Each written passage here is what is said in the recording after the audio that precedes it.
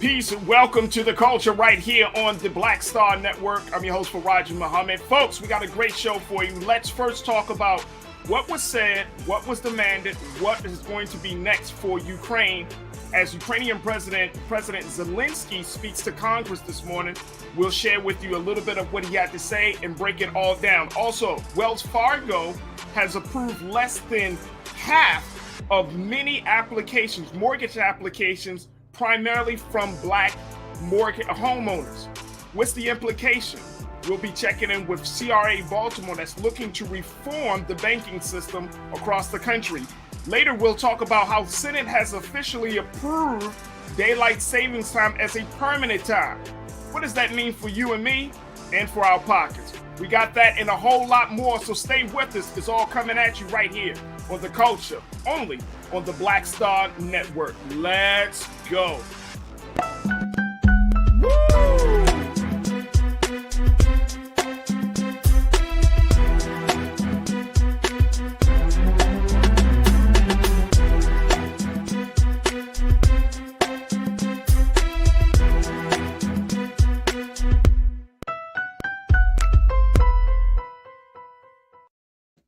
Folks, welcome to the show this afternoon. We got a lot to get to, so let's jump right into it. President Vladimir Zelensky spoke to the members of Congress this morning as he put out there his plea for President Joe Biden to be the leader of peace. Now, the Ukrainian president has spoken from the capital city of Kyiv in Ukraine, where Russia is still dropping bombs and dropping missiles on the on that part of the country and nearing in on the closer part of the capital city in Ukraine. Now, the president had reached out to Congress looking for peace and for military aid. And out of that presentation and his remarks, President Biden responded saying that he was going to commit at least $1 billion in aid to Ukraine. Now, I want to, in a few moments, we'll be joined by Culture Crew member Nira Muhammad to provide some insight on this whole situation. But before we go to her, I want to share with you just a little bit of what President Zelensky had to say to members of Congress. Check this out. Today, it's not enough to be the leader of the nation. Today, it takes to be the leader of the world. Being the leader of the world means to be the leader of peace. Peace in your country doesn't depend anymore only on you and your people. It depends on those next to you, on those who are strong. Strong doesn't mean weak. Strong is brave and ready to fight for the life of his citizens and citizens of the world, for human rights, for freedom, for the right to live decently and to die when your time comes, and not when it's wanted by someone else, by your neighbor. Today, the Ukrainian people are defending not only Ukraine, we are fighting for the values of Europe and the world, sacrificing our lives in the name of the future.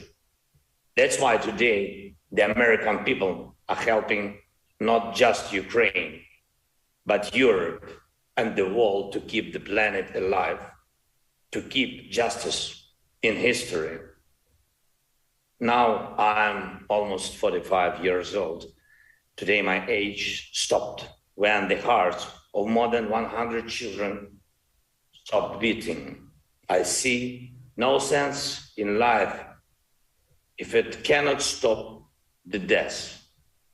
And this is my main mission as the leader of my people, great Ukrainians. And as the leader of my nation, I'm addressing the President Biden. You are the leader of the nation, of your great nation. I wish you to be the leader of the world. Being the leader of the world means to be the leader of peace. Thank you. Slava Ukraini. That was Ukrainian President Zelensky giving, and that was just a few moments of what he had to say earlier today to the members of Congress. Folks, President Zelensky covered a lot of areas in his speech, really drawing upon our history in this country, from everything from 9/11 to Pearl Harbor, and also drawing and asking for the United States to step in, as you heard him say, for United States and for President Joe Biden to be the leader of peace. He also talked about making Ukrainian skies a no-fly zone. He said, this is a terror Europe has not seen for 80 years, and we're asking for an answer to this terror from this world, from the world. Is that a lot to ask, to create a no-fly zone over Ukraine to save people? Is this too much to ask? A no-fly zone. Russia would not be able to terrorize our cities.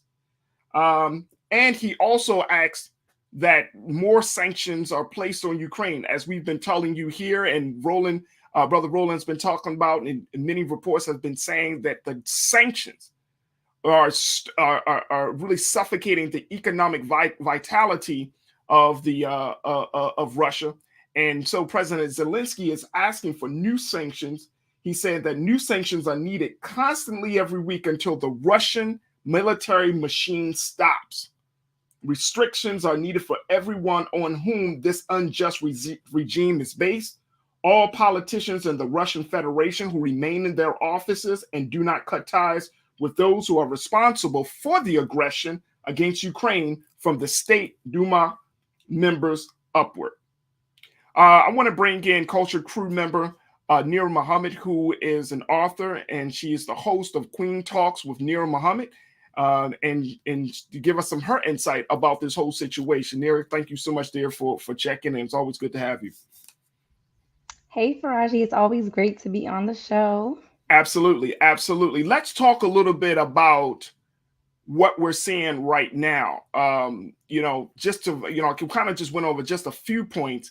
The biggest point is that in this address that President Zelensky gave, he was really not just asking for military aid, but he was really pulling on the emotional heartstrings of Congress members, really putting it out there, reminding us about everything from some of the great tragedies of this history of this country, Pearl Harbor, 9/11, asking President Biden to be the leader of the world that advocates for peace. What do you make of all of this?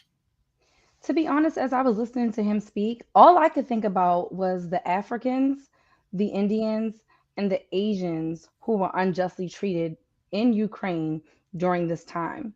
While we've been looking at the Ukrainian people, and while they have been wanting justice from everyone from around the world, they want rallying cries. They've been taken in by all of their neighbors when they flee the Ukraine. I can't help but to not care anymore. At first, I took a completely different approach. At first, I was team, let's help Ukraine. But once I started seeing those pictures of what has been happening to Black and brown and yellow people over in Ukraine, I honestly don't care anymore. I think that they are racist people. And I think that as Black people, as a Black woman, I have no say in what goes on there. I did care before, because as a person, I genuinely care about what happens in the world. I believe that no one's freedom should be infringed upon. I agree wholeheartedly with everything that he said. But as I was sitting there, I wondered, does this only apply to white people? And I mean, when you look at a situation, one of the big, I would say one of the outcomes for this whole conflict is the impact that it's making, not just on the Russian people, not on the Ukrainian people, it's on the American public. I mean, from everything from gas prices to all types of, like you're saying, it creates a level of division among the American people, because we're being told one thing and then something else is happening.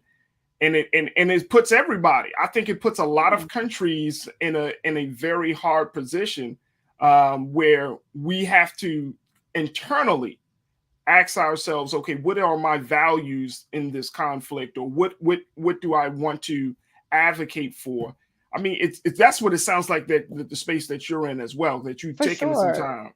I genuinely, I would like to see President Biden address it. I want to see other European leaders, African leaders. I would like to see world leaders address the racism that has been taking place in the Ukraine. And I want to hear the president of Ukraine address the racism. I want to hear him address why police officers were beating black and brown people, why they were forcing them off of buses, why they were leaving them out in the cold and in long lines for days. That's what I want to know, because I was all team Ukraine before I saw what was happening. And now, to be honest, I really have checked out of what's going on in the Ukraine. Yes, it does impact us in America. And so we do, to a certain degree, we do have to be involved, because yes, our gas prices are skyrocketing, not just our gas prices, our food, so many different things. All of, we're dealing with inflation like crazy here in America.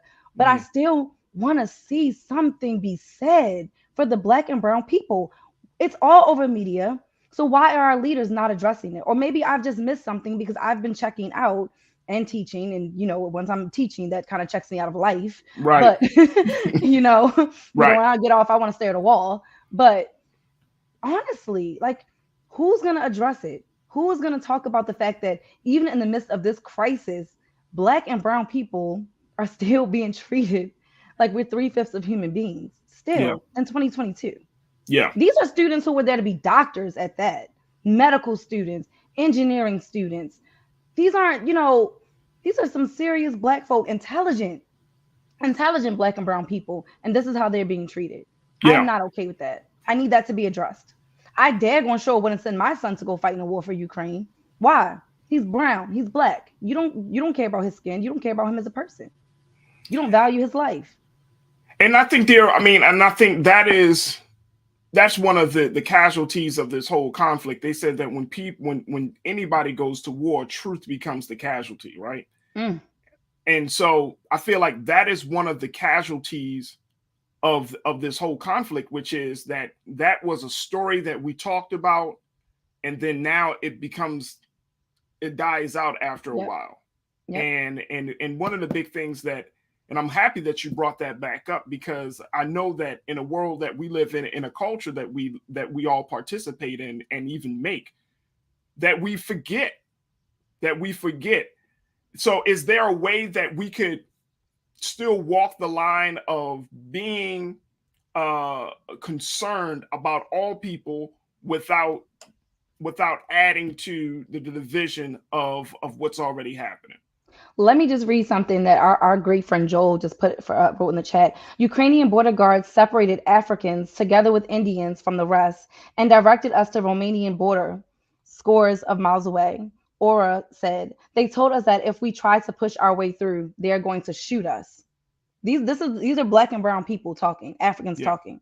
Yeah. They were going to be shot if they tried to escape, try to push their way through to escape. Yeah, to go to Poland. What? How can I care as a black woman about about anything that's going on with Ukraine when they are telling my people that they'll be shot for trying to get to safety? I don't understand. That's not fair.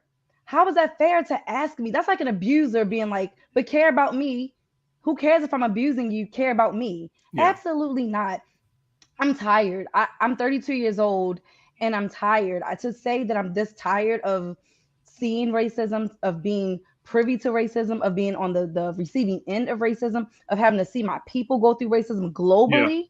Because I look at us as African people. We are part of the African diaspora, in my opinion. We're all connected. So those are my people. I may not be born on African soil, but those are my ancestors. Those are my people. I have skin that looks just like them. If I were in Ukraine, I would have been right with them. So with that being said, why should I give a flying F-U-C-K about the Ukrainian people when they don't care about me or my people? Let me just share with you what some of the folks from our YouTube chat are saying, and folks continue to post your comments. But Dujima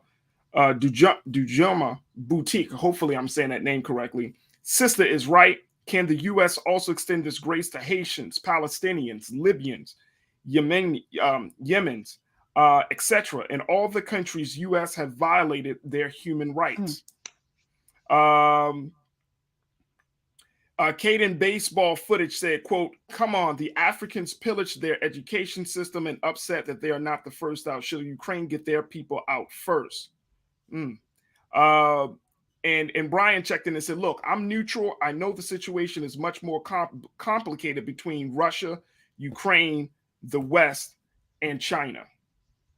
This is all like happening at the same time. And one of the big stories that, since you're bringing up, they're talking about the great plight of African people. One of the big stories that we're going to be exploring here on the show is that now, because Africa gets a lot of its foods, particularly wheat, and I think Africa imports wheat to Russia, that by the fact that those sanctions have stopped the flow, that there's going to be a hunger issue in the continent of Africa as a result of this. Africa is always impacted. Yeah. Yeah. We're always impacted, just like we as American people are impacted by this nonsense. This is not me saying that I don't care about people. If anyone, like when we talked about Ukraine, when everything was kind of first popping off, if anyone goes back and watches that show, that episode that I was on, I was down for Ukraine. I was down for aiding Ukraine in any way that we possibly can. That was before I saw what was happening. And I feel like I have every right to change how I feel based on the treatment of my people. The same way Ukrainian cares about getting their people out first, I have every right to care about the fact that my people, not only were we not able to get out first, we were told that we'd be shot. We were starving. People were dropping down from hypothermia, cold. That is inhumane. You are asking for people to be humane, but you are not showing humanity to other people. That is a conflict, a contradiction. You're a walking contradiction. You as a president got on there begging for people to be humane. You want to pull on our heartstrings. Well, guess what? You did, but not in the way that you wanted to. Because my heartstrings are sad and they are being pulled for the African, the Asians, and the Indians who are unjustly treated in Ukraine. And who I bet you they've been unjustly treated in Ukraine. If you look up the racism scores for around the world, Ukraine and Russia both are at the close to the top for being some of the most racist countries in the world. Absolutely not. Absolutely not. And I want to, and I'm glad that you pointed that out. And I want to get more detail to folks about this situation that it was reported that since Russia and Ukraine are key players in the global agricultural trade, both nations account for a quarter of the world's wheat export, including at least 14% of corn exports in 2020 and a joint 58% of global sunflower oil export in the same year. Trade between the African countries and the former Soviet neighbors, especially Russia, has flourished in this past few years. And CNN is reporting that with Russian exports to the continent valued at $14 billion annually, and imports from Africa was around $5 billion per year. So the great concern that African economists are having is that there's going to be a looming and likely catastrophic lowering of trade volumes, but essentially that there's going to be higher food prices coming to hit Africa in a way that we did not know. So I wanted to bring that up, as you spoke about the impact of what we're seeing, because some of us may not know about the relationship between, Africa and that part of the world. But it's a very, very significant relationship that feeds people. Yeah. And that's between Russia and Africa. And Ukraine. Yes. So you're right. So and part of the reason why that story of African students is because of the close economic ties that all three of these continents have with one another. That's and folks, you just take a look at it yourself. Look up the food supply. We just had it. Keenan, if you could throw that back on the screen for me, please, brother. Like, if you take a look at that, look how Russian-Ukraine conflict could influence Africa's food supplies. That's a big conversation. We're going to explore it more, but we're seeing that this is a trickle-down effect from the economics to along all the way up to human rights. So it's a big thing. So a lot of people are saying, like, look, we do need to keep that part of the conversation at the forefront, because at the end of the day, we don't live in those parts of the world. Yeah. Right. And they need to eat. They need to eat. That, Yeah. that's a given. They need to eat. That's not up for debate. I think Yeah. I'm just tired.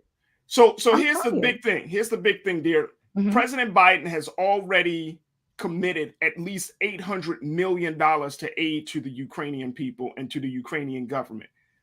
There has been other reports saying that America will also provide weapons for the Ukrainian people. And I know you're not a quote unquote, foreign policy expert and all of those things, but what just using common sense, what do you foresee happening with America's role over the next 30 days with this situation? I mean, we're in the third week of this conflict. What do you foresee happening? Oh, you already know America is going to come to the aid of Ukraine. That's what America does. Personally, I don't think that America should be giving them anything. But that's what America does. But of course, when it comes to countries like Haiti and other places, we get breadcrumbs and they, the slow moving of the feet and misappropriation of funds from the Red Cross and all these other issues that we would just go into another conversation. But again, the American people is starving. The American people, we have issues on our own soil that need to be dealt with. Again, I can't say that we need to not be a part of this conversation because, again, Ukraine and Russia impact so much of the world, as we all know, as we're seeing and learning more and more. But again, we have to educate ourselves because let's be real. We don't know what's going on in Ukraine and Russia. We have no clue. Hell, most people didn't realize how close Russia actually was to America because, we look at it on a flat map often. So we like, oh, Russia's all the way over here, not realizing like, oh, this is actually a circle. So we're really, really close to Russia, but we don't really often hear a lot about Russia. We're not taught about it in school. It's not something that we really pay a lot of attention to. So we got to do our research because we need to really understand how our relationship with Russia and Ukraine actually affects the American people, because that's what ultimately we have to be worried about. We do have to be worried about the American people the same way the Ukraine is worried about the Ukrainian people. Right.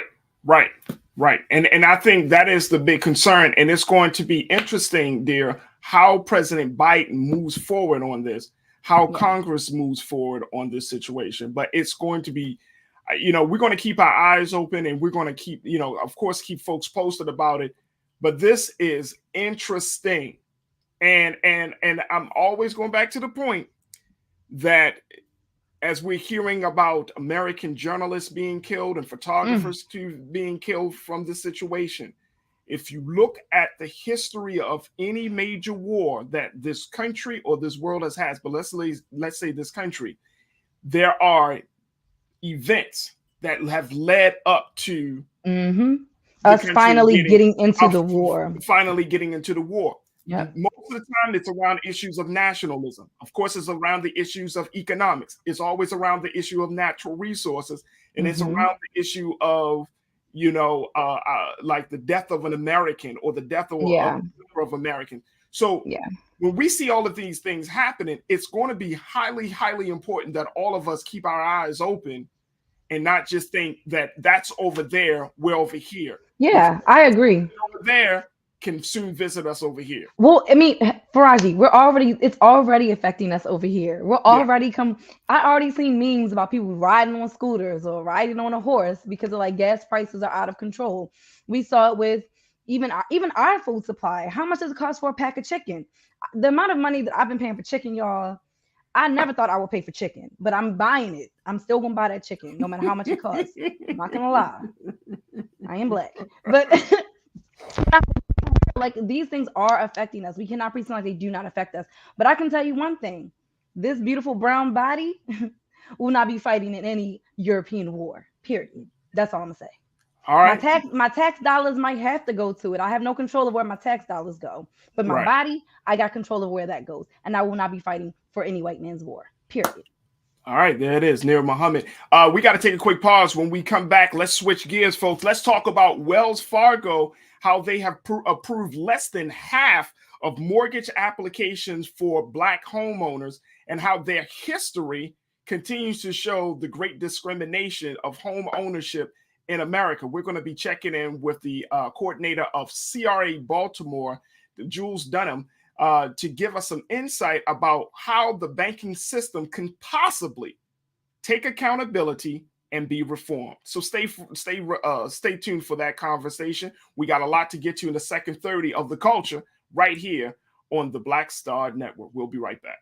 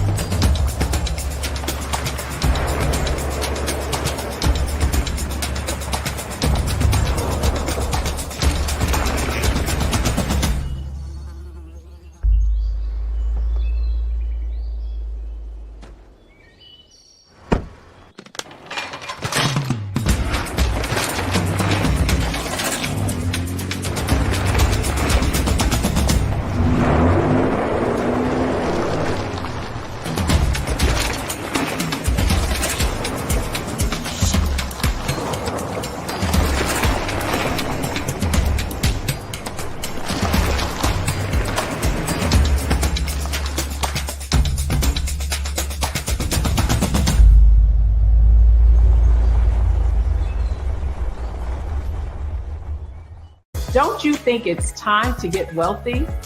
I'm Deborah Owens, America's Wealth Coach, and my new show on the Black Star Network focuses on the things your financial advisor or bank isn't telling you. So watch Get Wealthy on the Black Star Network.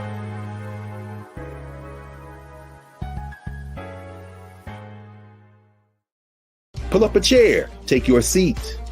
The Black Tape with me, Dr. Greg Carr, here on the Black Star Network. Every week, we'll take a deeper dive into the world we're living in. Join the conversation only on the Black Star Network. Hi, I'm Dr. Jackie Hood Martin, and I have a question for you. Ever feel as if your life is teetering and the weight and pressure of the world is consistently on your shoulders? Well, let me tell you, living a balanced life isn't easy. Join me each Tuesday on Black Star Network for a Balanced Life with Dr. Jackie.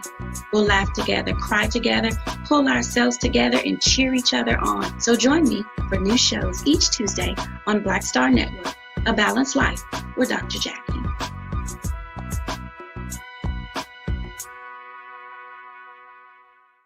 Folks, Black Star Network is here. Oh, no punches! I'm real revolutionary right now. Support this man, Black Media. He makes sure that our stories are told. Thank you for being the voice of Black America, Roland. Stay black. I love y'all. All momentum we have now, we have to keep this going. The video looks phenomenal. See, there's a difference between Black Star Network and Black-owned media and something like CNN. You can't be Black-owned media and be scared. It's time to be smart. Bring your eyeballs home. You dig?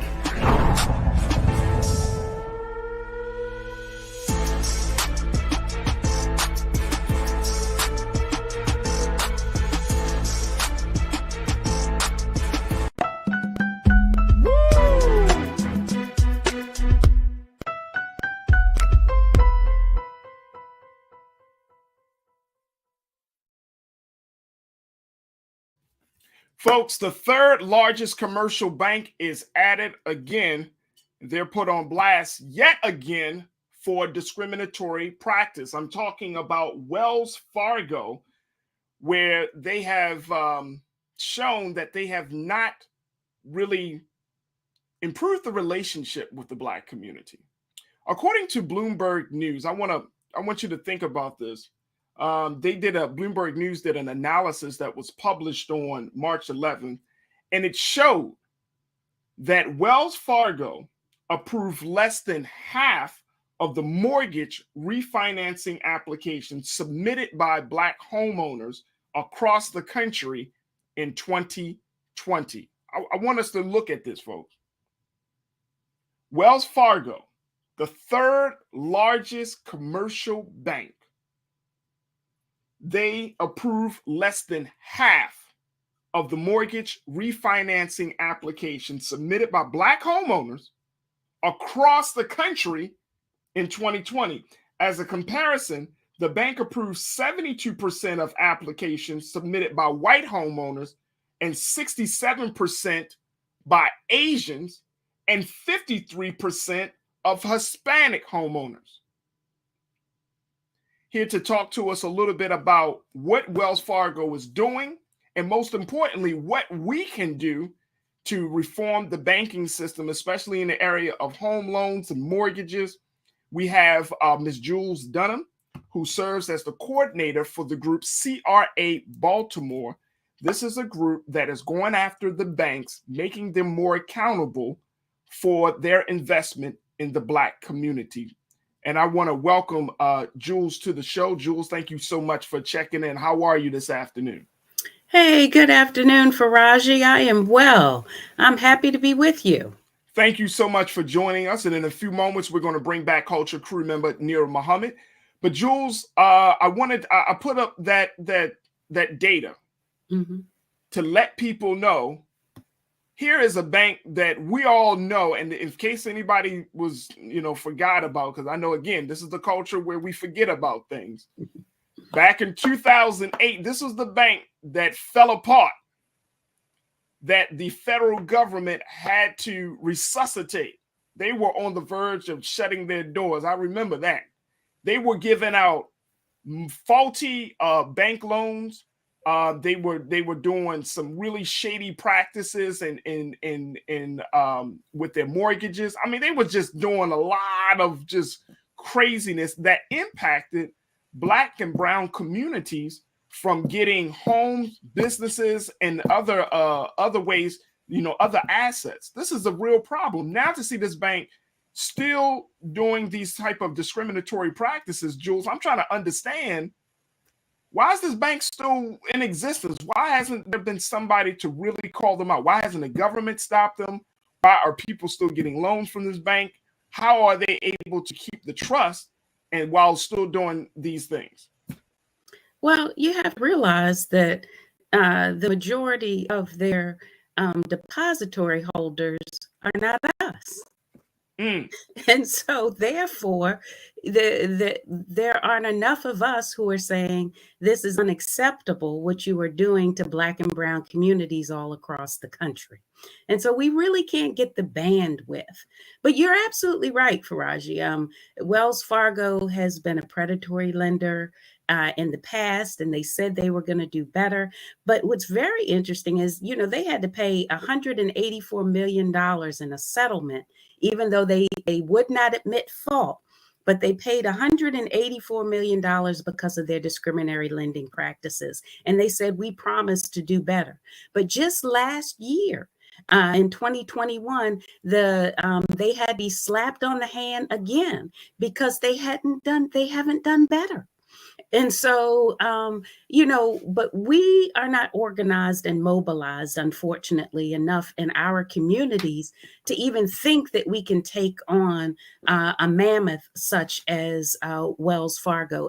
And let's put it in perspective, okay? Because Wells Fargo is a huge bank and they're national. And just in Baltimore City alone, Wells Fargo is the third largest bank. They have 10.45% of all of the deposits in Baltimore City are with Wells Fargo. They've got 16 offices right in Baltimore City, and they have over $1.4 billion in deposits. So they are absolutely a mammoth bank within our specific city. And like I said, that's every city across the country because they're national. So let's talk about the work that CRA Baltimore is doing to address this issue, because for folks that don't know, this is a coalition of folks, a coalition of community, of homeowners, community members, civic leaders. I mean, you guys are deciding, you know what, enough is enough. We're going to be the David to take on the Goliath of banking. That's exactly right. And so, we have been being shepherded by Al Pina, who is the co-founder of the National Minority Community Reinvestment Cooperative. And he's also the founder of the National Virtual Black and Latino Economic Summit. And Al, came and he says, I'm looking for some cities that really want to delve into this issue and can understand the value of talking to the regulators about CRA. CRA is the Community Reinvestment Act. And the Community Reinvestment Act basically says that all banks have to give a percentage of their lending and resources to the low to moderate income community that they serve in.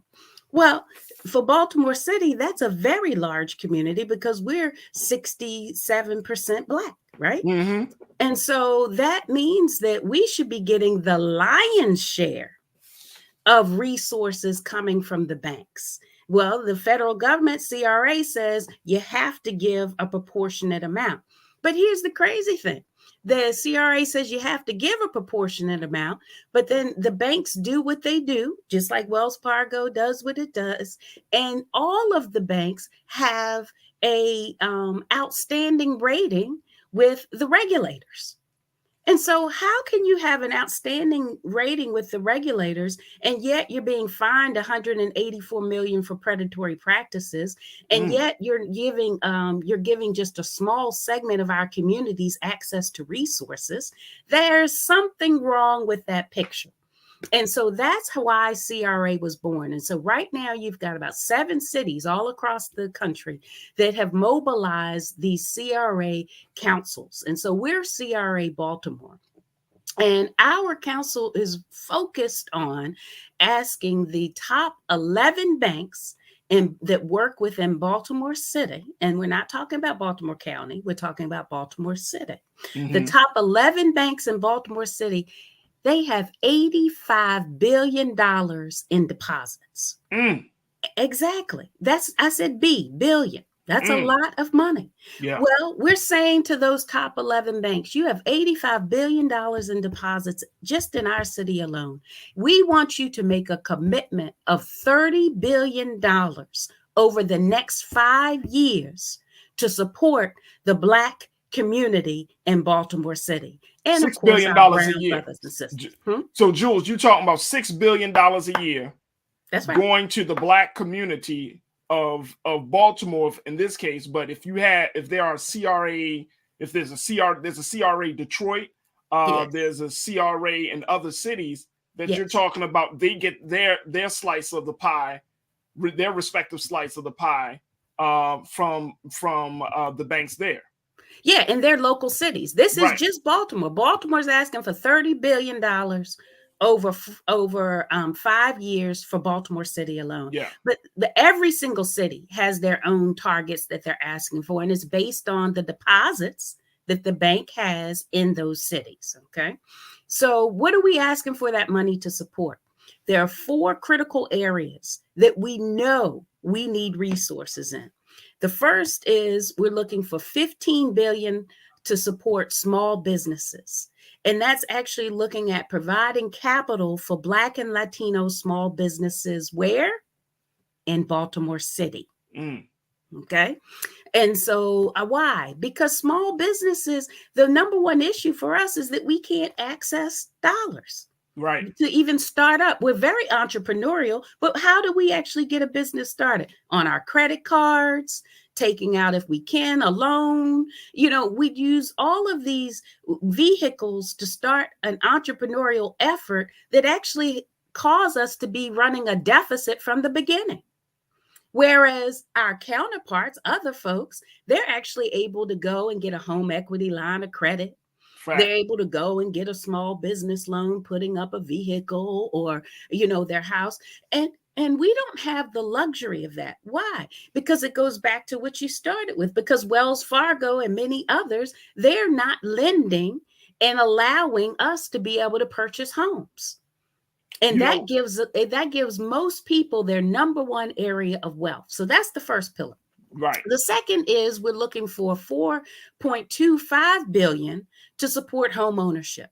And that's providing access to Black and Latino families to be able to own a home, so that they're now going to be able to have the upside and be able to get equity. And what does equity provide for us in the Black community? It means that you may be able to send your child to college. It means that you actually may be able to purchase a second home. Oh my goodness. And actually take advantage of having an income producing property within and develop a portfolio. It may mean that you can get yourself out of debt. But others have that luxury and we don't. And we need to increase the home ownership for Black people in Baltimore City, especially. The third area where we're seeking dollars is we're asking for $10 billion for housing development. That's increasing affordable rental and for sale housing that is done by Black and Latino developers. We have a host of developers in the city. The number one issue that they have is access to capital. They say, I know I have got my crews, I know how to do this, but I can't get a line of credit that's going to allow me to be able to have enough money so that I can front and get all of the costs and all of the development costs done, so that I can produce high quality housing stock. And what we don't want is for others to come into our community and take advantage of the upside. I commend, Mayor Scott for his $100 million initiative to rid us of blight. But what I want to see connected to that initiative is that Black and brown developers will be the ones that are actually renovating and bringing back online these houses in Baltimore City. Lastly, fourth pillar.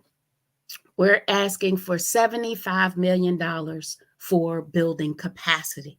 And that's for providing grants and investments to deliver increased community products and services. So we have phenomenal nonprofits all across this city, and they're run by Black and brown people, but they are underfunded, underinvested in.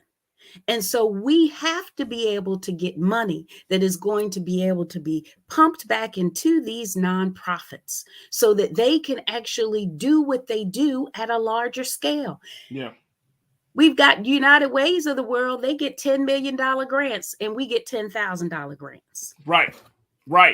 So and Jules, I appreciate you breaking it down for us, just so our watchers and viewers and everybody can understand, where they coming up with this $30 billion from, why that particular demand, but more importantly, how is that money planning to be used? I want to bring back culture crew member Nira Muhammad, my wife, to talk to us, to share her thoughts about what she just heard around this situation. Dear, when you hear what Jules Dunham Howie said about the banking system and what they're supposed to do based upon the law, the CRA Community Reinvestment Act of 1977. 1977. What's your take on all of that?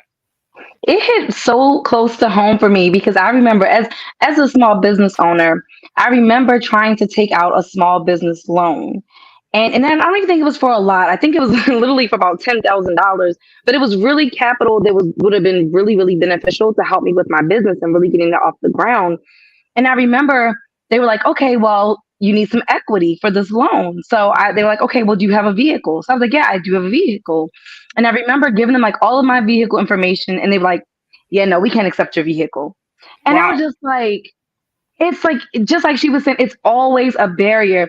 As Black and brown people, we can literally come out of high school and go into debt with student loans, but we cannot come out of high school and go into debt with a small business loan. Why is that?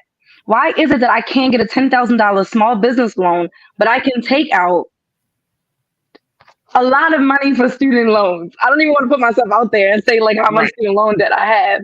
But I mean, it truly, truly is sad. Even going through the home buying process, because that was another process that I went through that was extremely, extremely, extremely stressful. But I'm just thinking about how, as Black and brown people, we are often denied these home loans.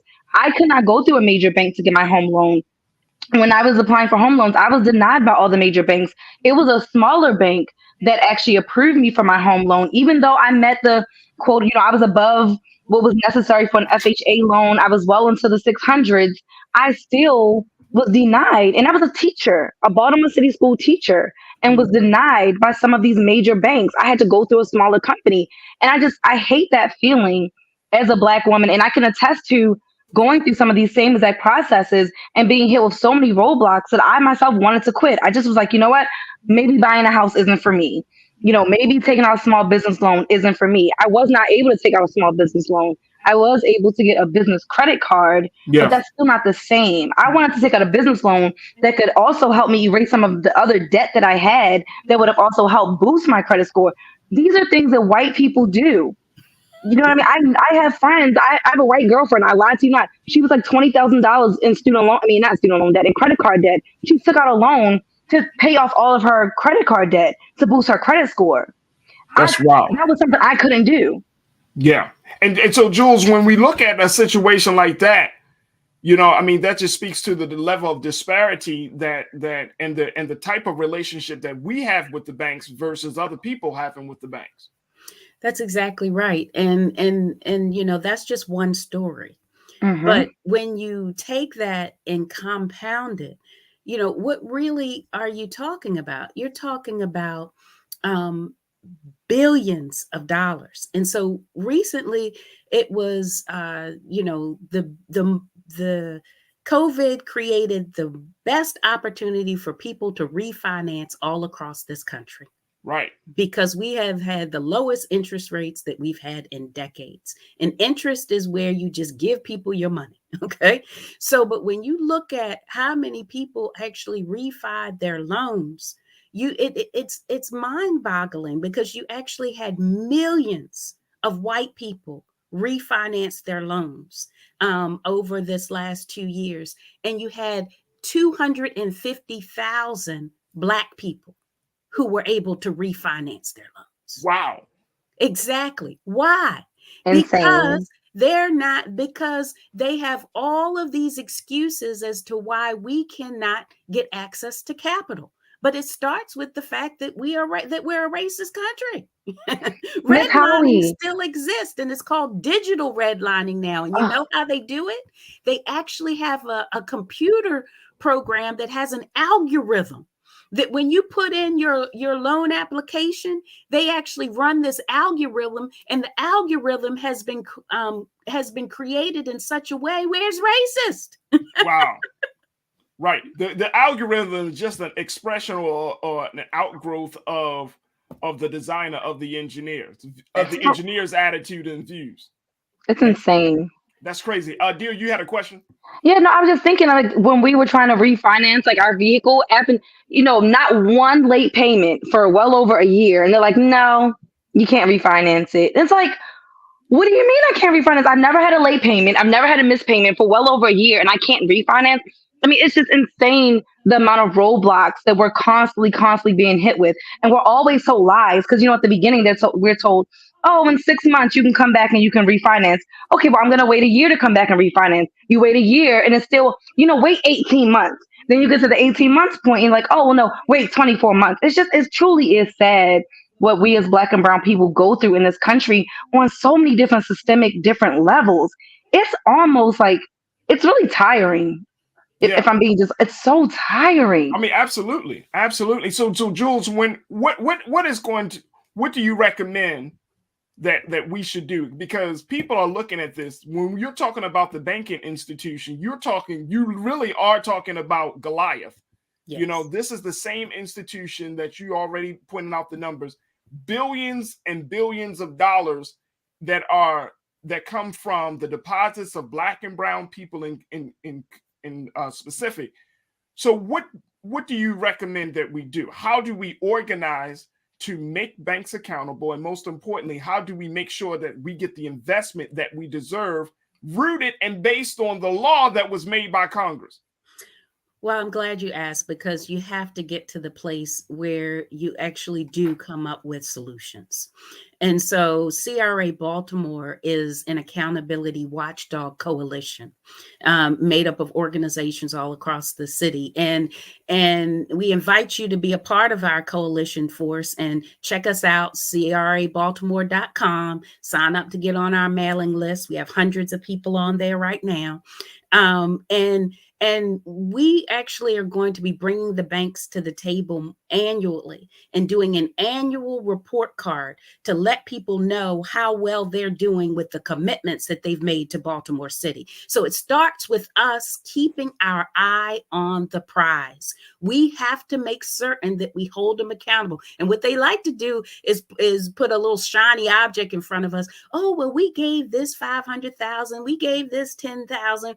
Well, no, I don't care about that. We've asked for hundreds of millions of dollars, and we are deserved those hundreds of millions of dollars. And we're going to make sure that you're held accountable for providing them to Black and brown people in Baltimore City. But here's one of the other things that we need to do from a policy perspective. Currently, banks are not allowed to include alternative ways and how the credit scores are done. And the number one issue that most people have is their credit score. Facts. And so what Fannie Mae is doing is a pilot where they're including rental payments in credit assessments. Well, that is a game changer for people of color. About time. And so what we need to do is push that this is not just Fannie Mae, but that all banks, the regulators, we have to push the regulators to be able to say all banks should have the ability to take into consideration alternative ways as they are making their financial decisions. And so the alternative way, we want them to think about rental payments, a person's rental history. You see how they're now trying to get creative with letting your BGE payments count to help you boost your credit score, and other payments to help boost your credit score. It's about time, because the one thing that we do as a community is spend money. Right. And so the money that we spend should be helping us build a strong credit profile. Well, let me tell you, we got like a minute left, Jules. Considering that Wells Fargo is on the hot seat once again, CRA Baltimore is actually planning to meet with Wells Fargo, you said, very soon. And for about 30 seconds, or you already met with them. What came out of that conversation at that meeting? Well, we've had the first two conversations. See, when you do this, it's a little bit of a dance, and it's a negotiation, quite frankly, because we are serious. And we're serious about making sure that these banks come and show up in Baltimore City in a different way. And so we're still in the dance with Wells Fargo. We've had our first two meetings, but I'm going to tell you, one of the banks that we're meeting with, we have a monthly meeting set up for the next 6 months, because that's the level of the negotiation. You see, we got all four of those pillars. We're asking each bank to give us a commitment in each one of these pillars and to give us an overall number. And so it's taken time to be able to get us there. But we're currently meeting with Bank of America, M&T Bank, Wells Fargo, PNC Bank, and Truist. Those are the top 5 in our market. And we have active conversations and negotiations going with those top 5. And the next 6 are right in line. We've already invited them to the table for their initial conversations. And when we have that initial conversation, it is open to all in our community. And so we do a webinar where everybody can come and hear the bank in their initial presentation. And then the coalition leadership is who is sitting at the table helping to negotiate. So we want you to plug in with us, and we are going to get Wells Fargo to make a commitment to Baltimore City. And when they make that commitment, we need you all at the table with us to make sure that we hold them accountable. Well, I will say, Jules, it sounds like a very, very strong model that can be duplicated in all of the cities across the country. And I'm happy that somebody is bringing the banking system to the carpet, pulling them up and saying, look, you're not doing enough. We know that banks are making, I mean, they just getting so much money off it. They just ripping rich off of us.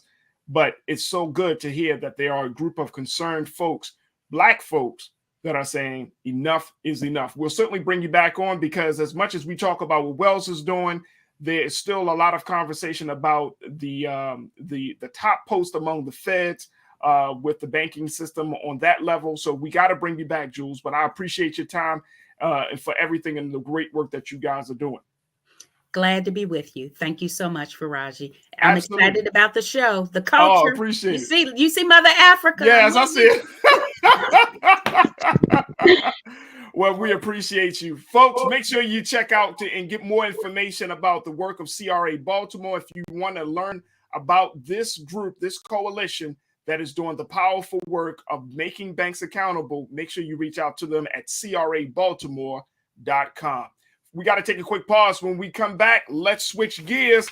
We got to talk about what does it mean that now that the Senate has approved making daylight savings time permanent. We'll have that conversation and a whole lot more in the next hour. So stay with us. You're tuned into The Culture right here on the Black Star Network. We'll be right back, folks.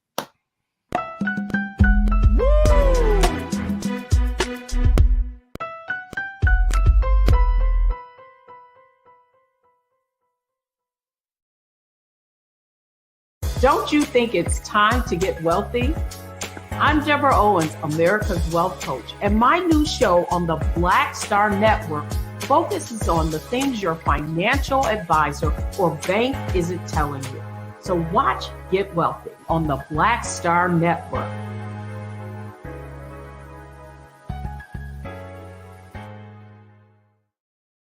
Hi, I'm Dr. Jackie Hood Martin, and I have a question for you. Ever feel as if your life is teetering and the weight and pressure of the world is consistently on your shoulders? Well, let me tell you, living a balanced life isn't easy. Join me each Tuesday on Black Star Network for A Balanced Life with Dr. Jackie.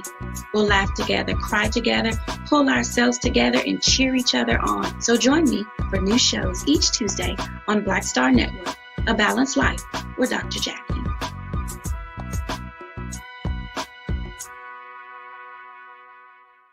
Pull up a chair, take your seat. The Black Tape with me, Dr. Greg Carr, here on the Black Star Network. Every week, we'll take a deeper dive into the world we're living in. Join the conversation only on the Black Star Network.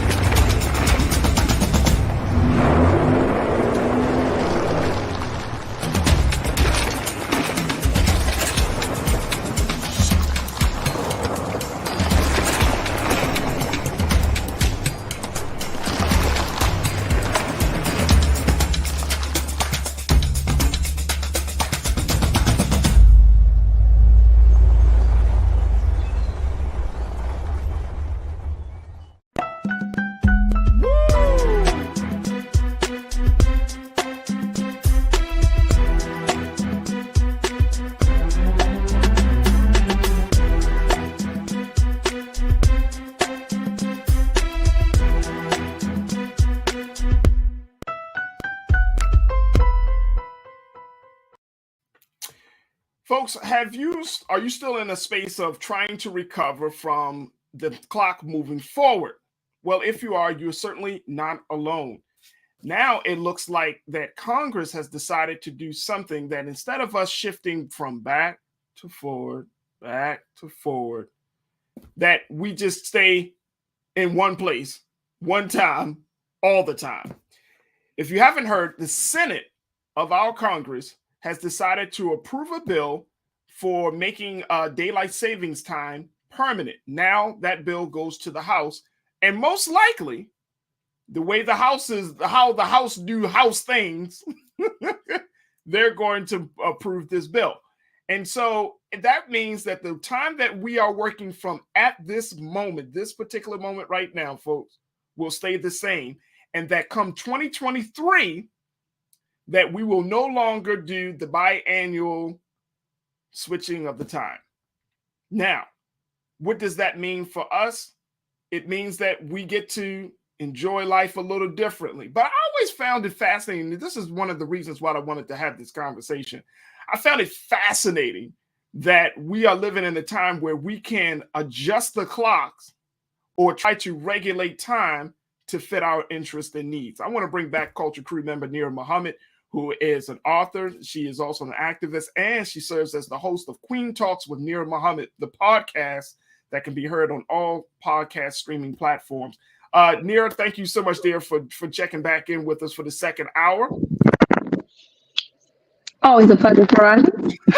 Sounds like I'm having a little trouble there. You're having a little trouble there. I see that. You actually, we talked about this, and you were like, dear, I am still trying to keep up. I'm still trying to catch up an extra hour. Like, you felt this hour this year. I feel it every year. And I think as educators, we feel it every year. Monday, like half my class was late to school on Monday. Let me just say that.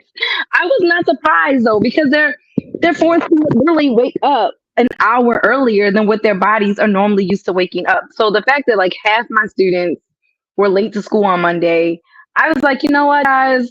I feel like this is just a late day. We're just going to start off a little late today because we're all feeling the brunt of daylight savings time. Heck, a fight happened in my classroom on Monday. I was like, you know what? I'm blaming all of this on daylight savings time and the full moon that's coming. Right. I'm definitely feeling the brunt of it. So you're feeling brunt, and you're gonna feel all types of ways. What is the thing? Because you're what do they call it when retrograde? That's what it's called. Yes, we're not Mercury retrograde right now though, but we will be in full moon, and I can tell. No, it's a real thing. Like I was literally just having to talk to my principal about it, and she said she and other educators in Virginia did a study where educators studied how the moon affects the behavior of students, and she said they couldn't look at each other's data. It was like half the teachers had to study the moon. The other half had to study behaviors. And it was like a real thing. Like when they brought their data together, she said, the moon really does in seasons. Because that's another big thing with the whole daylight savings time. They're saying that it'll help with seasonal depression. Because, again, a lot of people become depressed during the fall and winter months because the day is so short. Mm-hmm. I am all for just keeping it where it is, not moving it back. Because once it doesn't go back, you won't feel the difference.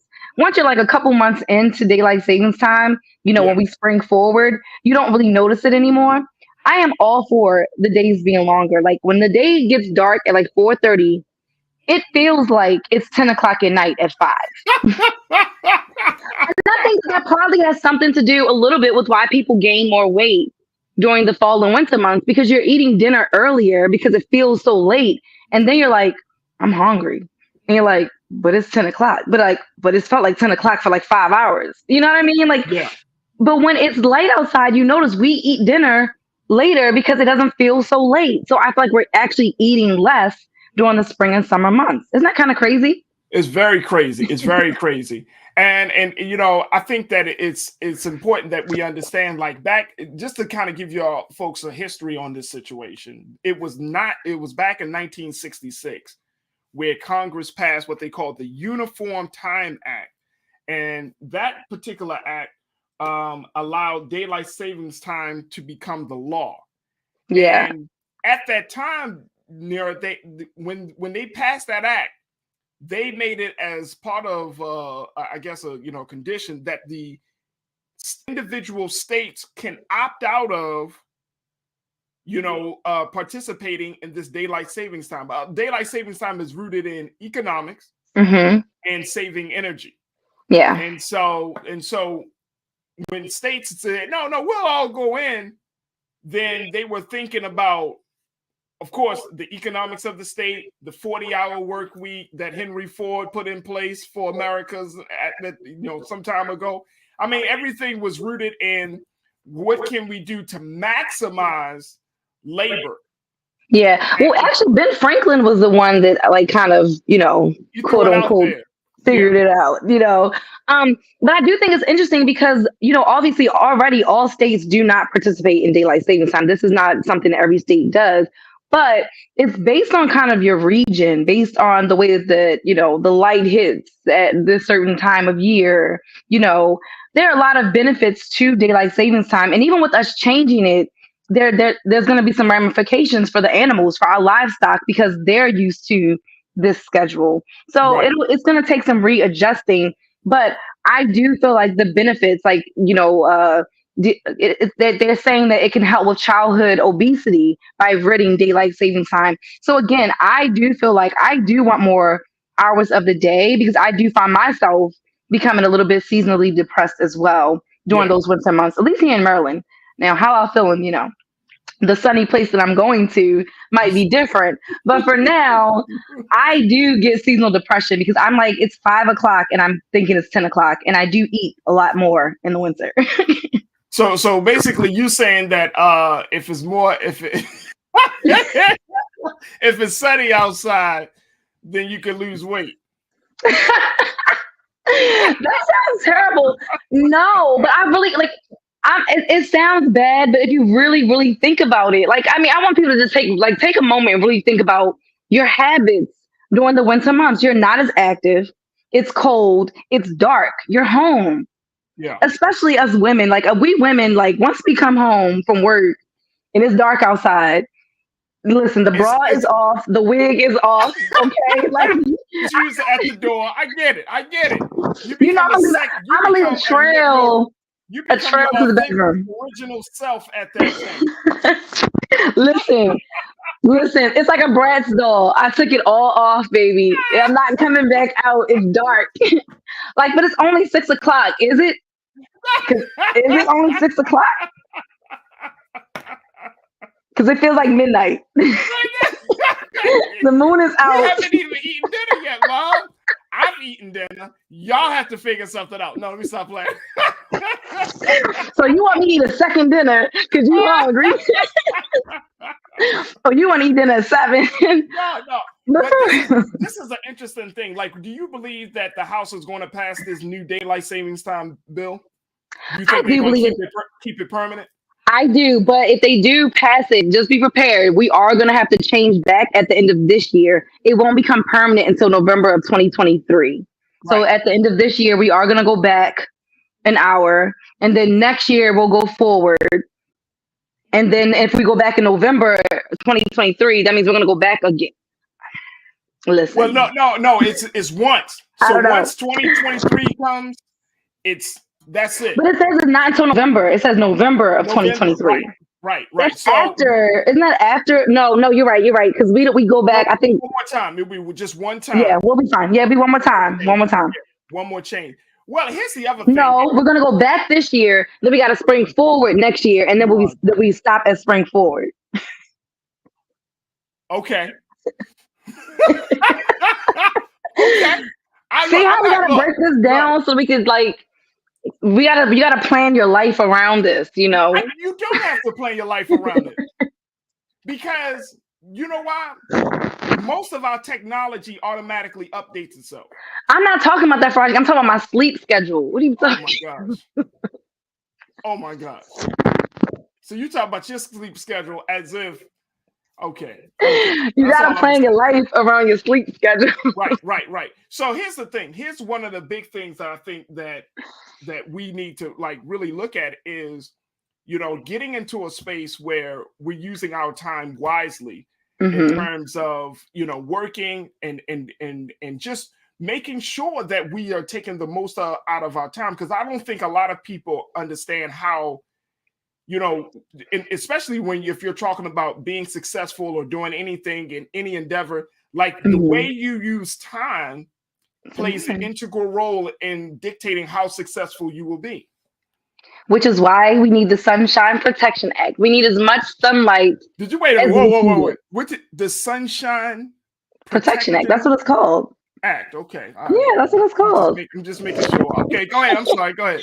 No, but we really do need it because, as you just mentioned, we are our best selves when it's sunny outside. We're more inclined to be active when it's sunny outside. And that's just, I mean, let's be real. On a gloomy day, we're like, oh, I'm tired. Oh, on a gloomy day, you're like, I want to just lay in bed, or I want to cuddle on the couch and watch movies and Netflix all day, or maybe do some art or reading. And that's fine. I love my gloomy days sometimes. But when it's sunny outside, that makes me want to get out of bed. When you hear the birds singing, you see that sunlight peering through your window, it does something. That serotonin, it does something to you. That vitamin D really does something to you, and it's so good for you, and it makes you want to be active.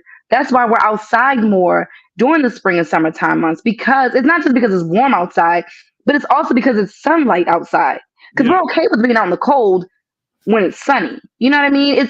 There's something to that. Like, the sun really does make you feel better, and it makes you more productive. When it's dark outside, I'm gonna be in the house early. Right. Being in early. All right, folks are checking in. McCole checked in and said, look, they need to keep daylight savings time.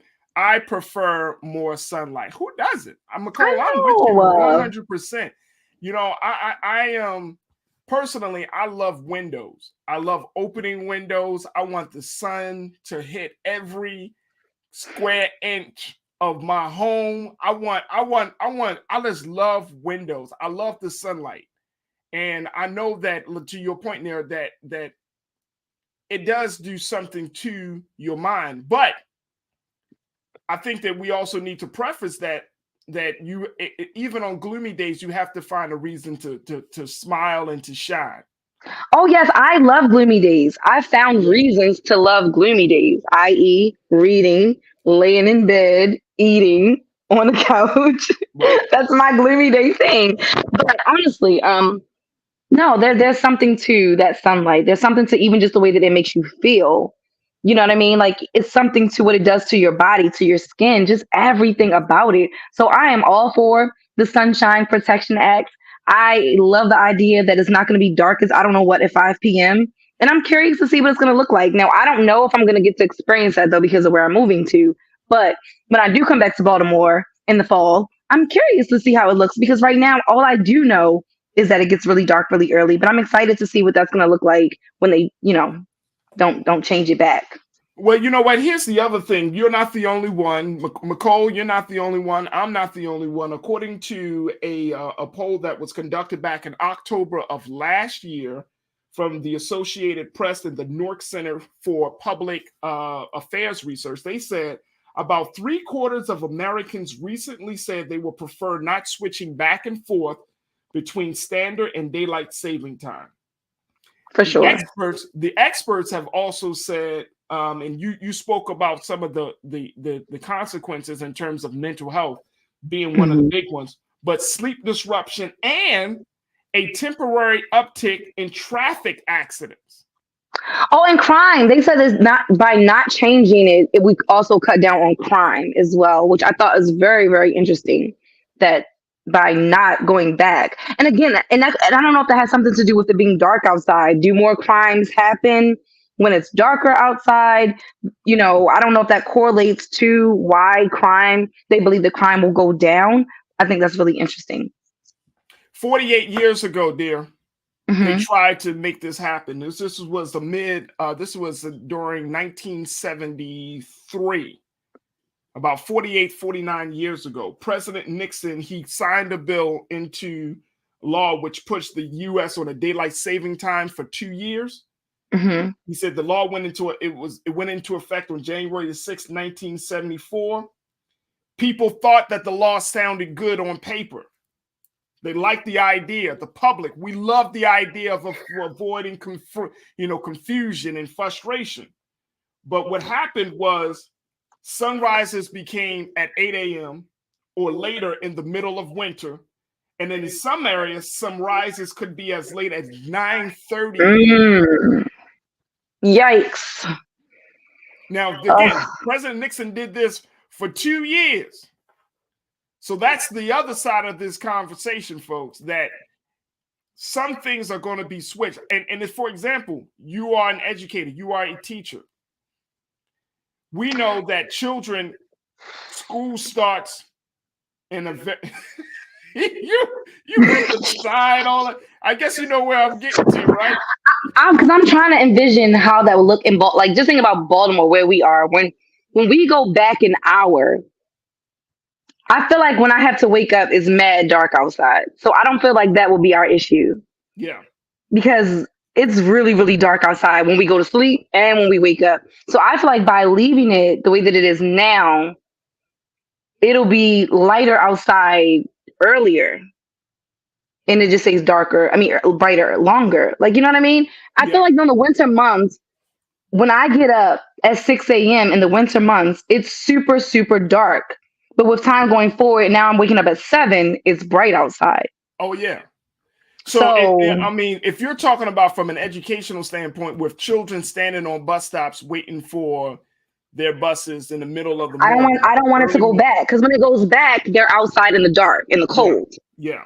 Yes. Yeah. And in Baltimore City, and I think across a lot of urban cities, our children don't have the luxury of having a yellow bus come pick them up in front of their home. No. I know my 15-year-old brother has to catch literally 2 buses to get to school in the morning. And what time is he usually out there on the bus stop?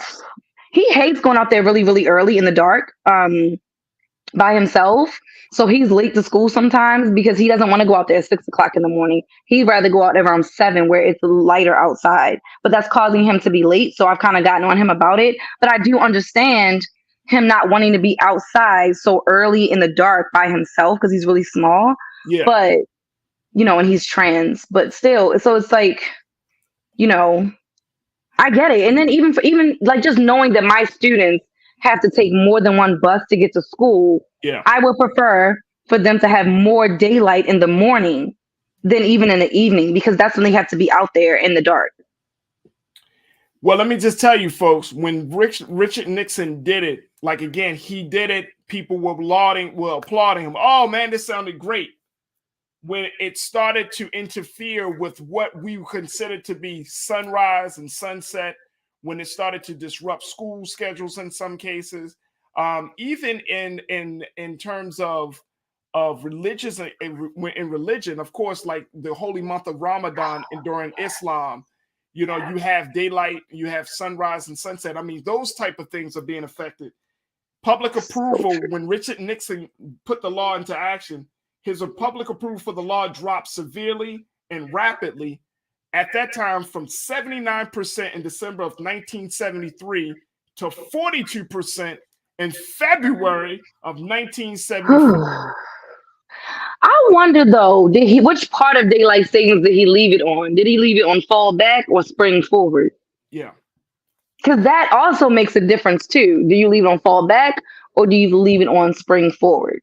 Well, at that time, by October of 1974, according to the history, Congress reversed course and put the country back on standard time for 4 months of the year. Jeez.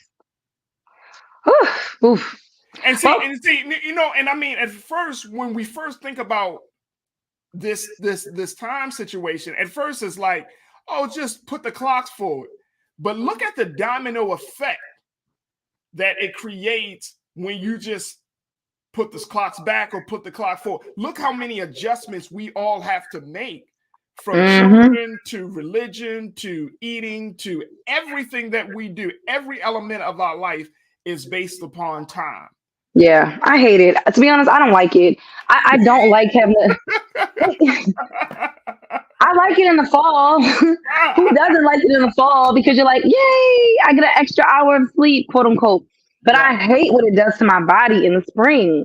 I hate that. I hate losing that hour of sleep. You feel it so much. You really feel it on Monday morning. Or, the people that work overnight. Could you imagine being at work and time goes, like, you know what I mean? Like, now you got to be at work an extra hour. And you're like, dang, like this is some bull crap.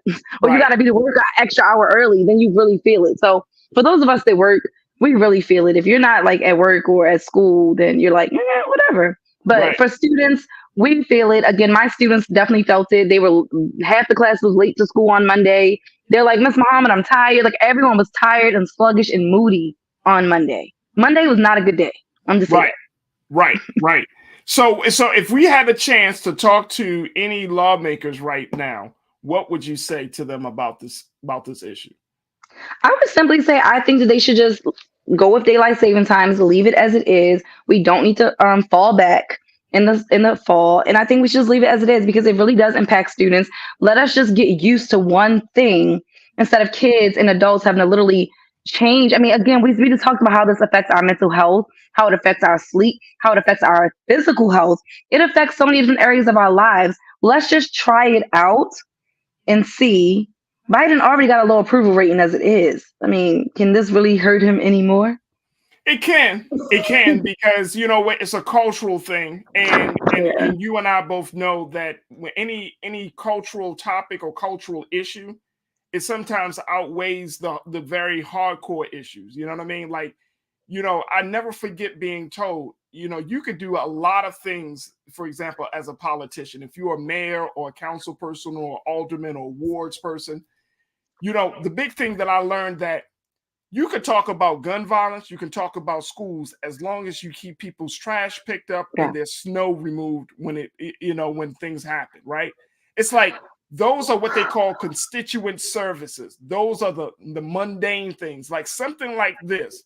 And like I just said, this has happened with Richard Nixon. Like, people will literally say, "Oh, we all for it," and then a couple of months later say, "Oh, this is the terrible idea," and then go to the polls in November and be like, "We got to get the Democrats out because they like saving time." Some like the day not starting until 9 a.m. I'm for that. No, I'm for that. But a lot of people are not. I'm not. You know, I'm not. I'm not.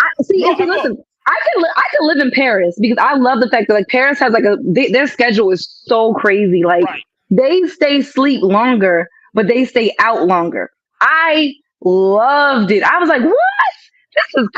We can sleep in and stay out long. But that's a whole. But see, the difference. I know, but it's like a cultural shift. I'm like, that's the difference. I like it. So let's see what this daylight savings is all about. Let's sleep a little bit longer in the morning.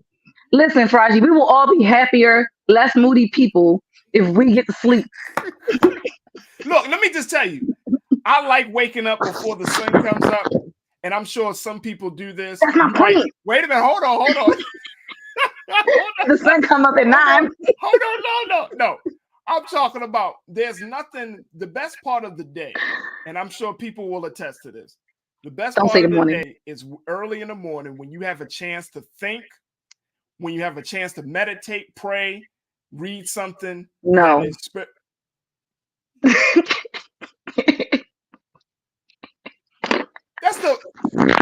the best part of my day is when my kids are in bed. The house is quiet. Not a creature is stirring, not even a mouse. I'm an old Christmas song, baby. I'm an old Christmas carol. Look. I like it when it's quiet, it's dark. I like listen, I'm all about the moon. I call like my book that I'm writing is called I Am the Moon. So clearly you are I like night. Yes, you are the moon, boy. You pull a tide, you pull the waters, everything closely. I love the nighttime. I love the daytime too, but I love sleeping. Right. I don't mind it. I love relaxing. But I really do appreciate those moments early in the morning. It's just something. I'm messing with you, Farajii. You know I'm a writer, so I'm up early writing. I use those hours for writing, but I don't want anybody else up. And look, let me tell you, I was told that the most creative time of any day is between the hours of like 3 and 6 a.m. I can see that because I definitely have gotten a lot of writing done at like between like 3 and 5 in the morning. I'm just like busting it out, but that's because everybody else is asleep. Right, exactly, and you can hear yourself think.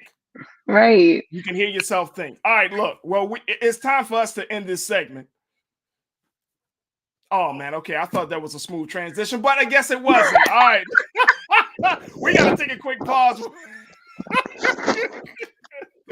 We got to take a quick pause. When we come back, let us get our bearings here and talk about something that's very, very important outside of time, which is the silent killer, diabetes in the Black community. We're going to check in with actor and producer and advocate Julian Bertano to get his take about how we can stop this silent killer from ravaging our community. Stay with us. It's The Culture here on Black Star Network.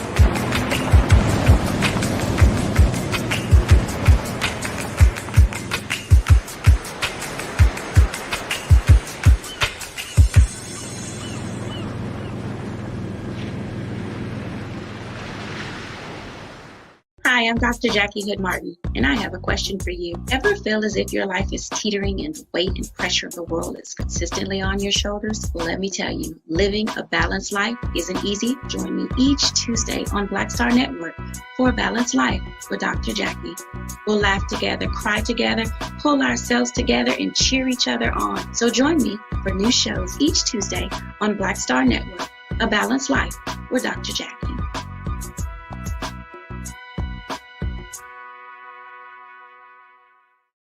Pull up a chair, take your seat. The Black Tape with me, Dr. Greg Carr, here on the Black Star Network. Every week, we'll take a deeper dive into the world we're living in. Join the conversation only on the Black Star Network.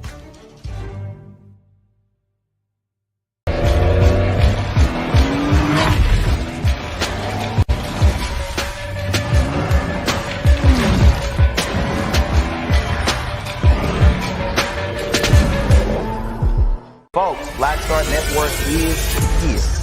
Oh, no punches! I'm real revolutionary right now. Support this man, Black Media. He makes sure that our stories are told.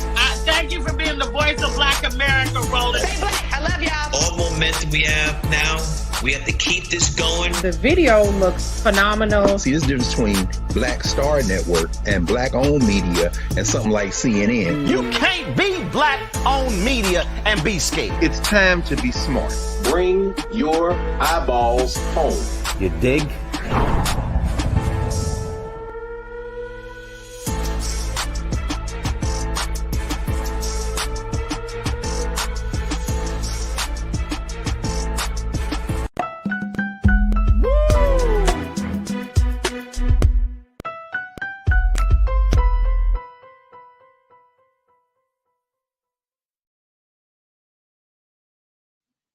Folks, we are back, and I wanted to talk about an issue that many of us may not know. Did you know that the number one silent killer within the Black community is not homicides, it's not cancer, but it is diabetes?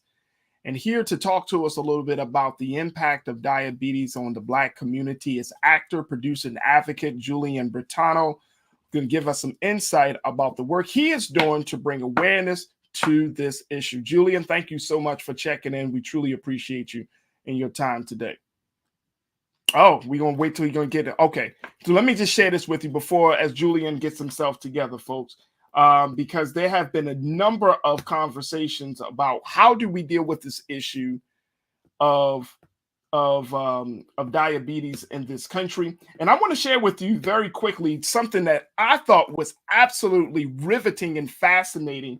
According to the University of Alabama at Birmingham, they did a study published in a medical journal by the name of Circulation, Genomic and Precision Medicine. And researchers found that while many African Americans, this is directly from the report, folks, so check this out. It says that while many African Americans, especially Those with a higher African ancestry proportion have a favorable lipid profile. They are at a higher risk of developing diabetes than those of white European ancestry. Now, look at this, folks. The research also indicates there are specific genetic variations that are more common among those with higher African ancestry that predispose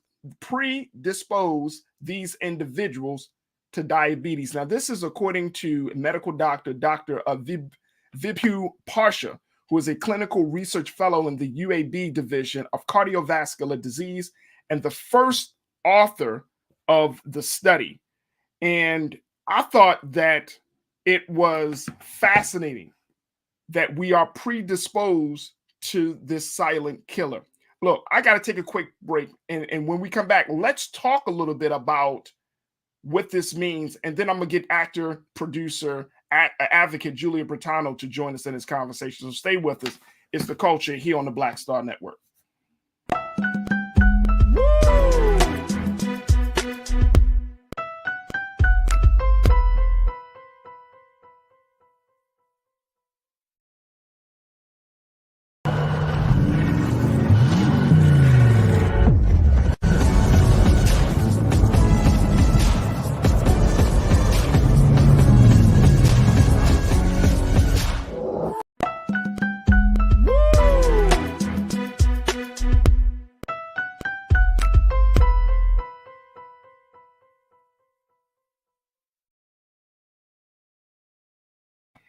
Welcome back to the show, folks. We are going to be talking just for a few moments about the silent killer of diabetes and its impact on the Black community.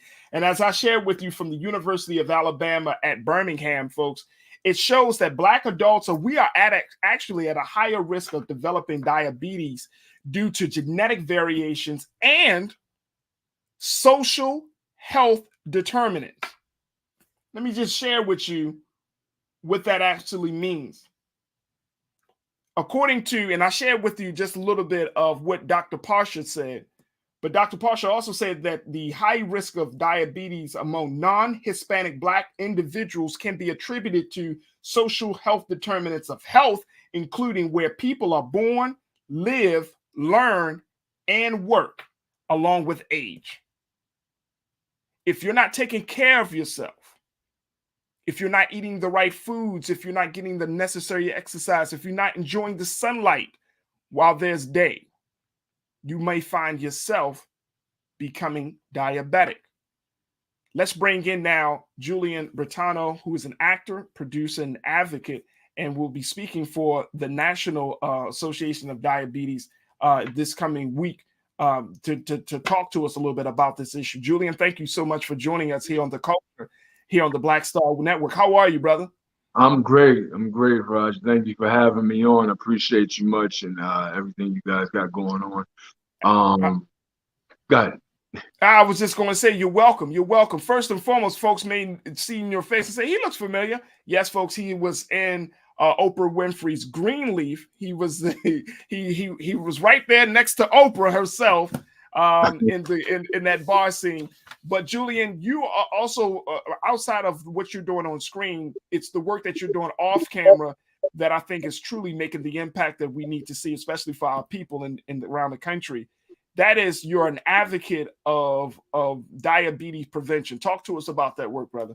No, absolutely. And actually, in about less than an hour, I gotta get to the American Diabetes Association. They're having a kickoff for Tour de Cure, is what they call it. They've been doing it for 30 years, and it's a major fundraising event that brings awareness and just experiences for others to be able to share in everybody's plight and journey with diabetes. I was diagnosed for onset of type 2 diabetes back in 2008. And, at that point, I'm still a young guy now, still in the grand scheme of things. But back then I'm thinking, everything should be okay. I'll just lose some weight and make some things happen like that. And I thought I was okay, at the end of the day. And it circled back on me because of other things and other components of which I believe you were speaking of, such as lifestyles, total holistic lifestyle approach. It's not just weight management. You know, it is exercise, it's sunlight, it's also rest, proper rest. It's understanding how the body actually, the human body, especially people in our community, our bodies are really made more so for plant living. And that's the truth, maybe. Now, I'm not saying that everybody has to go plant-based or anything like that, but our bodies break proteins down differently than animal proteins. And so what happens is between the fats, the cholesterols, the what's called cell waste, which exits the cell wall and it kind of hangs out in front of the cell wall, and that's where the liver releases fibrin, which usually helps us clot against injuries and things like that. It actually forms this wall together with the cholesterol, fats, and the cell waste, and it blocks the glycogen or the glucose from getting into the cell, so it kind of just hangs out in the bloodstream, which gives a buildup of glucose and A1Cs over time. Right. And one of the things that I've learned, Julian, brother, is that anybody can get type 2 diabetes, but we see it more when you get into middle age, around the 40, the 48, 45-year-old age mark. Is that the case? It's actually, the number is decreasing and going lower. Wow. Now. Yeah, it's like I said, I was onset type 2 at 30 years old. And it was crazy. And then I started seeing other people that was diagnosed with type 2 diabetes. And it's lifestyle. It's lifestyle and nutrition and understanding your body. And you have to go to the doctor. Go get your blood work. I know a lot of us don't want to prescribe and think, oh, well, they're trying to kill us. Go see what's going on in your body. Yeah, I mean, that's the big thing. Like when we have conversations about physical health, right? And I mean, now I want to push back on that narrative that, for example, Black men don't like going to doctors. I don't know. I don't think that's the case, because I talk to a lot of brothers who are like, I go to the doctors as much as I can, especially when you get to a certain age, right? When you get 35 and older, you like, I need to go to the doctors. I need to get my blood work. When I went to the doctors to get my physical, they's like, do you want blood work? I mean, I want everything. I want blood work. I want STDs. I want everything. You know what I'm saying? Like, even though I know I'm good in some areas, I'm like, I just want to know. And I don't know whether it's the tests that are becoming the big wall, or is it just the attitudes and the stigma that's surrounding this idea that we're not invincible, that we may find ourselves in a vulnerable place when it comes to our health. I don't know which one is it. What was it for you? It was just being ignorant. I'm just being transparent, just being ignorant to the fact that I don't have all the answers. I didn't have all the answers. I wasn't good. You're thinking you're, like you said, invincible, and you think you're good to go, and you just don't know, because you're not a biologist. You're not a person that understands. You're not a doctor like that. Like, you don't know what's going on to your body. You have to take the steps to see what's happening, and do some research too, because there's a lot of things that may not be informed to you by your physician or doctor. Whether they know it, information, or they don't know it, that's irregardless. There's no excuse for you not to be able to gain your own intelligence about the subject matter. And so that's what I'm forced to do. I had an amputation last year. I had my big toe amputated, being ignorant, but I had to tap into that mindset of, okay, I'm not going to let this defeat me. I'm not going to let this, set me back. It was only minor setbacks. It wasn't even a setback. It was actually a setup for everything that I got going on now. So, but unfortunately, I had to go through what I had to go through. But, I just turn it and use it to be able to help others and tell my story and just my experiences.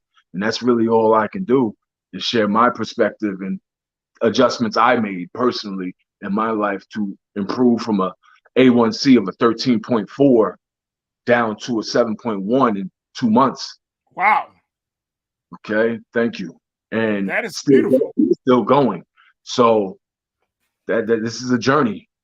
This is a journey. This is a big journey. I want to bring Nira Muhammad, my wife, and the artist and writer and host of Queen Talks with Nira Muhammad. I want to bring her back into this conversation. Nira, as you listening to Julian's story, what goes through your mind?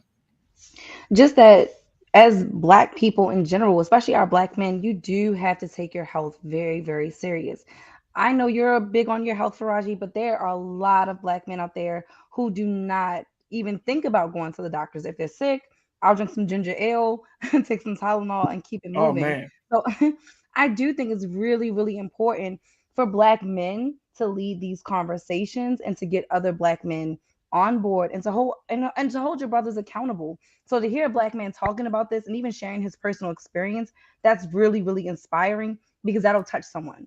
Someone's going to be listening to this and be like, dang, I think I might need to go get checked out too. So to keep hearing Black men advocating for themselves and for other Black men, that's a beautiful thing. I love it, and I'm all for it. And what kind of support do you think is needed from spouses of Black men as well as community members for us, Julian, to make sure, like Nira said, that we do have these conversations, that we're creating a safe space where we're like, you know what, I need some help. I don't have things all together. I'm not good. What is needed from wives, girlfriends, mothers, grandmothers, and from the community? So, for instance, my wife has been nothing but supportive to the utmost, and I will always cherish that in her. Helping with my meal prep, things like that. Help, just reminders, and just being a mirror. You understand? Like, it really takes the spouse to be a mirror to show you where your flaws are, because that's what we do. We look in the mirror to check our flaws. We don't look to see how we want to make sure we're straight. So in order to do that, we have to detect that, and that's what your spouse, your significant other, does for you. And just be transparent about the conversation. You know, as the male, be transparent, like talk, be open, subject yourself to vulnerability, because that's the only way you're going to get down to the root and the meat of what you got to do. Absolutely. Final question, because I know that your time is limited, brother. So we appreciate you, Julian. But Nira talks about this fact of that you have all of these people, these come up with these like home remedies when we do get sick, not knowing that we might actually be very, very sick. How do we break out of the thinking like, oh, if I just do some home remedy, I should be good. I can go back to work for 10, 12 hours a day, instead of taking the time and say, you know what, let me take this mental and health day off and let me go to the doctors. How do we change that? That's going to take some deprogramming. Wow. Honestly. Wow. I mean, because people are used to it. They're used to, we're taught from as little boys, okay, you fell. So what? Get up and walk it off. Walk it off. We didn't even check it. That might be broken or sprained, but we're told to walk it off. So we're taught from very young to just, don't worry too much about it. It'll be okay. Long as you just be tough about it.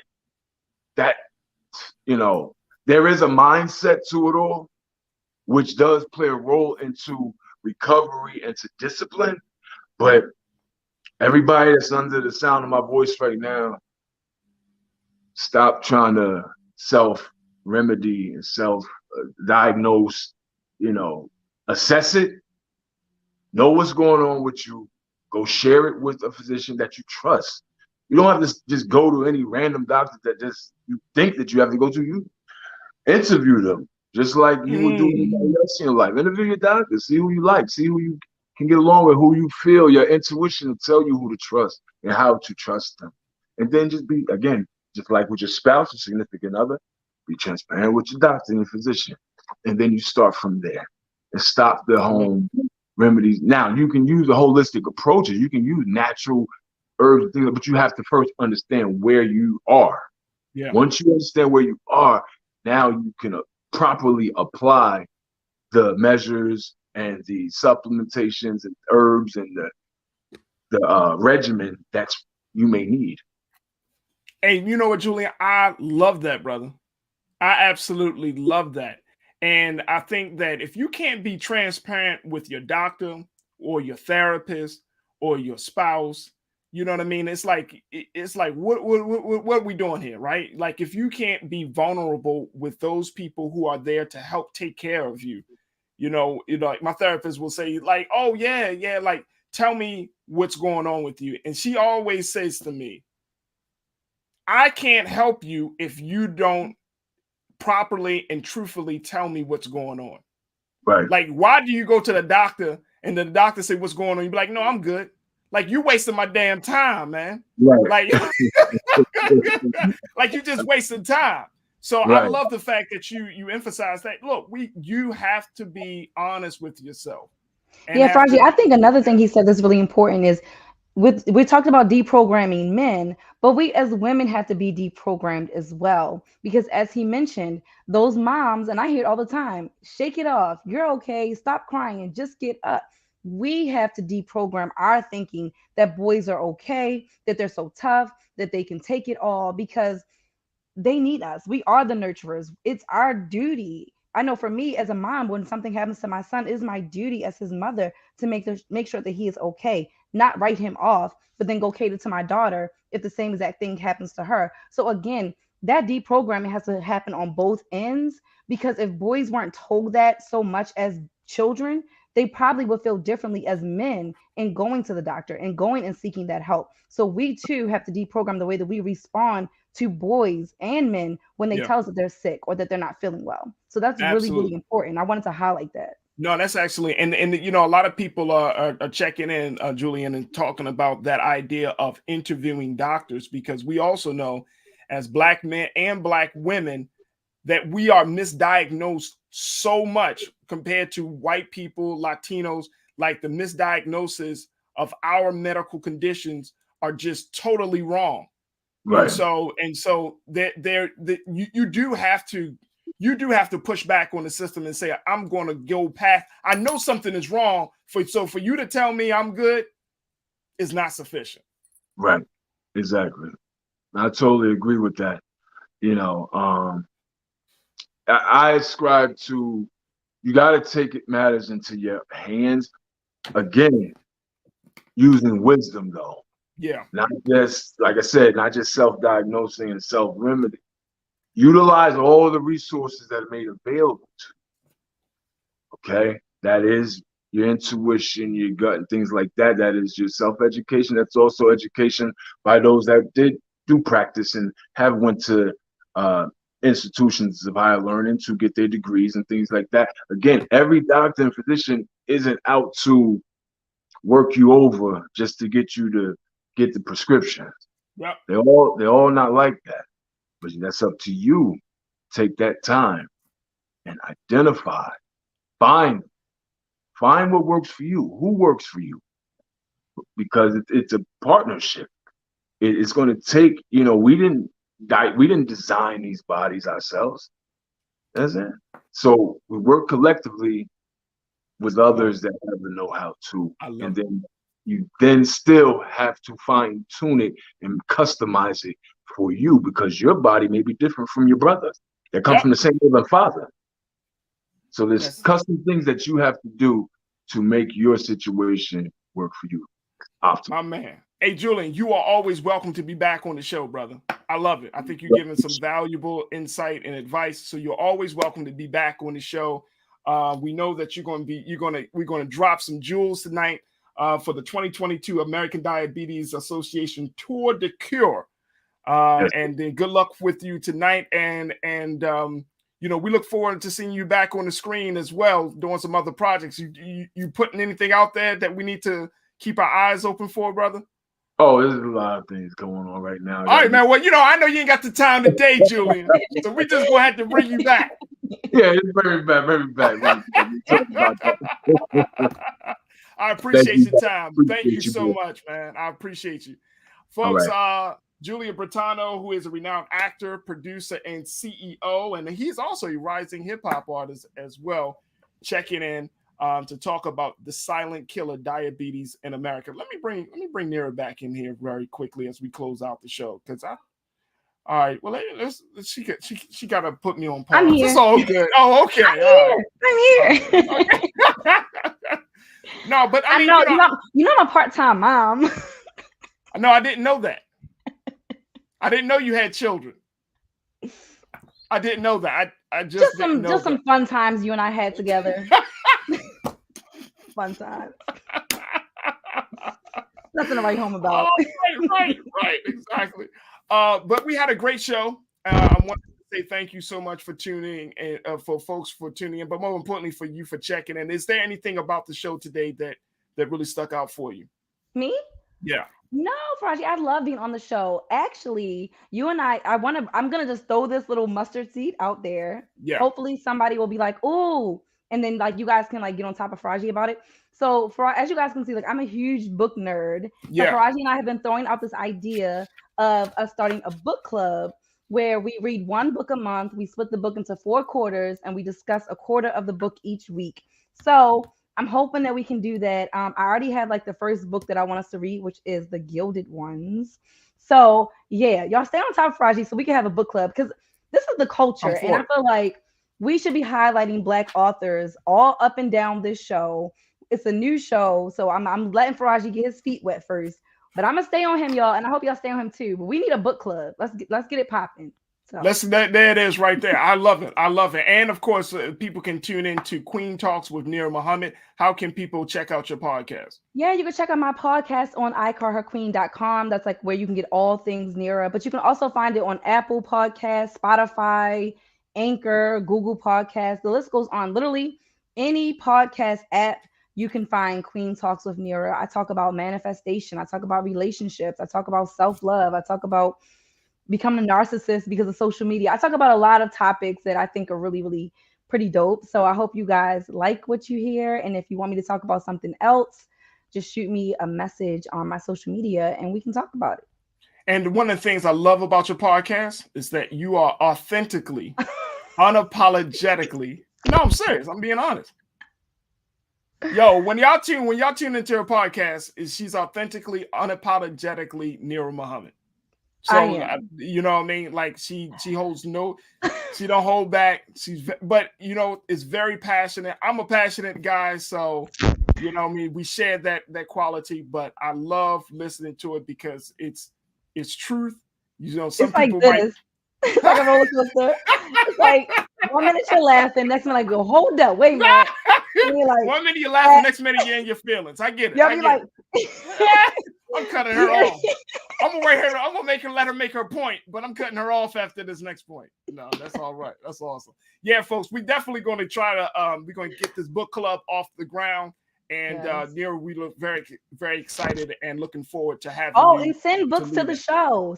Like we need authors to send books in. We can read your books. We can like talk about it. I love doing book talks, so I like free books too. There it is. Tranisha checked in and said, "I look forward to starting a book club. Great idea." Yes. And Donita checked in and said, "Read your poems and writing. Love them." There it is, right there. There we go. All right, folks, that's what it is. Queen Talks with Nira. Make sure y'all check her out. Podcast, writing, iCallHerQueen.com. Nira, thank you so much, dear, for being on the show with me, holding it down with me. I truly appreciate it. And we're going to see you tomorrow. Yeah, baby daddy. I'll be here tomorrow. Yeah, I know. All right, that's going to do it for us. Thank y'all so much for tuning in. We truly appreciate it. I want to thank our very special guest, Julian Bertano, for checking in, as well as we talked about the situation around the Wells Fargo banking issue. Jules Dunham Howie, thank you. Make sure that you continue to show your support for the Black Star Network. You can go to our website at blackstarnetwork.com for all of the latest information and updates about programs and how you can support this Black-owned media. Check us out at blackstarnetwork.com. You can give your donations via Cash App, PayPal, Venmo, or Zelle. Tell your friends and family about it. Download the app on your phone, your mobile devices, and your television, and just bring Black Star wherever you are. We are right there with you. All right. Also, shoot me an email or at Farajii, Farajii at blackstarnetwork.com to give me any type of feedback, ideas, some things that we need to cover within the culture. I would love to hear what you got to say. Thank you so much for all of the great comments and all of the conversations within our chat on YouTube and Facebook. And I would love to hear from you on my social media at Farajii. You can follow me on Instagram, Twitter, and Facebook. And let's continue to make this the #1 source for news, topics, and other cultural information right here at Black Star Network. All right, folks, that's going to do it for me. Stay tuned. Up next at 6 o'clock. It's my big brother Roland Martin with Roland Martin Unfiltered. As always, never be afraid to challenge what's wrong. Stand for what's right while being yourself in the process. God willing, we'll talk tomorrow for another exciting edition of The Culture right here exclusively on the Black Star Network. Peace.